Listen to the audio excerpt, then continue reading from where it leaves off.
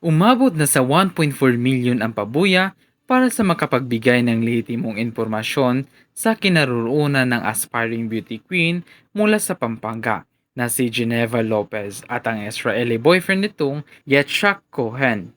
Ayon sa ulat ng GMA Regional TV 1 North Central Luzon noong July 4, 2024, ang karagdagang 1 milyong piso ay mula sa kina Pampanga Governor Dennis Pineda at Vice Governor Lilia Pineda. Ito ay para sa impormasyon tungkol sa kinaroroonan ng kanilang kabelen na sina Geneva at Yitzhak. Bukod pa rito, may inaalok ding 150,000 na pabuya si Santo Tomas Pampanga Mayor Johnny Sambo.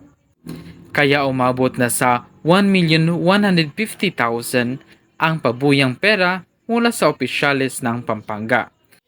Pahayag ni Mayor Sambo, ako na mag-isa na mawala ang pag-alala ng kanyang mga magulang. Kasalukuyan pa ding nangangalap ng karagdagang ebidensya ang kapulisan at nagdodokumento ng mga CCTV footages na maaring makapagbigay linaw kung saang lugar maaring pumunta ang mga nawawalang biktima. Nauna rin nag-alok ang pamilya ni Cohen ng 250,000 pesos. Sinundan ito ng 100,000 reward money mula kay Angeles City Mayor Camelo Pogi Lazaten Jr. para sa sinumang makapagtuturo sa kinaroroonan ni na Geneva at Yitzhak. Sa kabuuan, 1.4 million na ang reward money para sa sinumang may konkretong impormasyon sa kinaroroonan ni na Geneva at Yitzhak. Misteryosong naglaho sina Geneva at Yitzhak noong June 21, 2024, kung saan napag-alamang nagpunta sila ng Kapas, Tarlac para tingnan umano ang sinasanlang lupa sa pageant candidate. Madaling araw ng June 22, 2024, natagpuan naman ng pulisya ang sunog na sasakyan ng dalawa. Ayon sa tagapagsalita ng Philippine National Police na si Police Colonel Jen Pajardo, hindi pa maikukonsidera ngayong person of interest ang dating pulis na middleman ng kasintahan sa bibilhing lupa sa Tarlac. Ganon din si Yitzhak na kasamang nawawala. Aniya, on the part of the middleman, siya naman po ay kusang pumunta doon po sa police station at nagbigay po siya ng pahayag.